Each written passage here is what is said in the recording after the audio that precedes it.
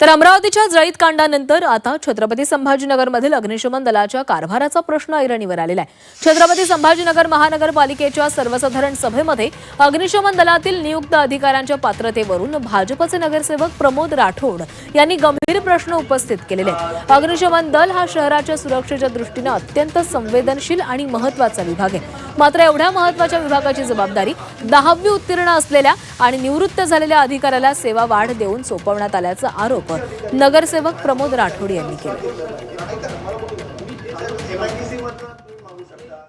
अशा ज्या घटना फायरच्या आपल्या शहरामध्ये आजूबाजूच्या शहरांमध्ये घडतात, मला असं वाटतं की त्याच्या प्रमुखपदी अतिशय जबाबदार व्यक्ती त्या ठिकाणी असला पाहिजे की ज्या व्यक्तीने निर्णय अतिशय चांगले घेतले पाहिजे।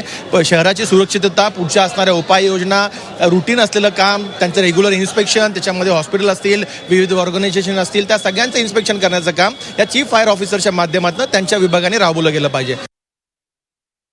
तर आता छत्रपती संभाजीनगरमधील अग्निशमन दलाच्या कारभाराचा हा प्रश्न ऐरणीवर आलेला आहे। भाजप नगरसेवकानं हा प्रश्न उपस्थित केलेला होता, त्यामुळे या संदर्भात आता नेमकी काय पुढे कारवाई केली जाते हे पाहावं लागणार आहे।